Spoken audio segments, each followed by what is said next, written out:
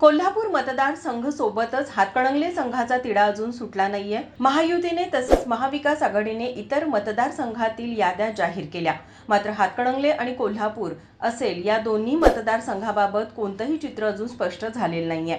महाराष्ट्रातील 48 लोकसभा संसद मतदारसंघांपैकी एक हातकणंगले मतदारसंघ, या मतदारसंघामध्ये सध्या कोल्हापूर जिल्ह्यामधील 4 आणि सांगली जिल्ह्यामधील 2 असे 6 विधानसभा मतदारसंघ समाविष्ट आहेत। हातकणंगले मतदारसंघाचा इतिहास पाहिला तर हातकणंगले मतदारसंघाच्या अगोदर येथे इचलकरंजी मतदारसंघ होता। फेररचनेमुळे 2009 साली हा मतदारसंघ हातकणंगले मतदारसंघामध्ये समाविष्ट झाला। मतदारसंघात 1962 ते 1977 पर्यंत 2 वेळा भारतीय काँग्रेस आणि एकदा शेतकरी कामगार पक्षाने विजय मिळवला होता आणि 1977 पासून भारतीय काँग्रेसकडून रत्नाप्पा कुंभार, राजाराम शंकर माने आणि राष्ट्रीय काँग्रेसकडून निवेदिता माने यांनी विजय मिळवला होता। हातकणंगले मतदारसंघाचे रत्नाप्पा कुंभार पहिले खासदार होते। आजपर्यंत या मतदारसंघातून काँग्रेस आणि राष्ट्रवादी काँग्रेस पक्ष विजयी झाले आहेत।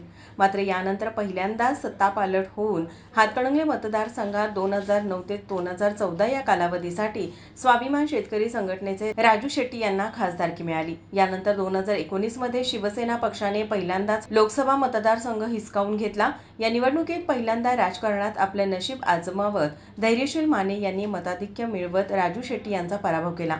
आता 2024 ची लोकसभा निवडणूक तोंडावर आली आहे, तरीही कोणत्याही पक्षाला उमेदवाराबाबत कोणतीही स्पष्टता आली नाहीये। आजच्या घडीला राजकीय समीकरणे घडीघडीला बदलत आहेत। एकीकडे राजू शेट्टी आणि दुसरीकडे धैर्यशील माने आपली ताकद लावून खासदारकीचं तिकीट मिळवण्याचा प्रयत्न करत आहेत। मात्र राजू शेट्टींनी स्वाभिमानी संघटना स्वबळावर लढवणार की महाविकास आघाडीच्या हातात हात देणार हे अजून स्पष्ट झालेलं नाहीये। आता पाहायला गेलं तर धैर्यशील माने हे येथील विद्यमान खासदार आहेत, त्यामुळे हातकणंगले मतदारसंघ शिवसेना शिंदे गटाच्या अखत्यारीत आहे। पण विद्यमान खासदारांचा सर्व्हेमध्ये या जागेला धोका असल्याचं भाजप म्हणत आहे, त्यामुळे भाजप या जागेवर दावा करत असून या लोकसभेसाठी शिवसेना शिंदे गटाकडून धैर्यशील माने लढणार की अजून कोण, तर स्वाभिमानी स्वबळावर लढणार की महाविकास आघाडीकडून पाठिंबा घेणार की महाविकास आघाडी आपला वेगळा उमेदवार निवडणार, हे पाहणं महत्त्वाचं ठरणार आहे। आज निवडणुकीच्या तारखा जाहीर झाल्यानं लवकरच याचं चित्र स्पष्ट होईल की ही जागा भाजप घेणार की शिंदे गटाला देणार।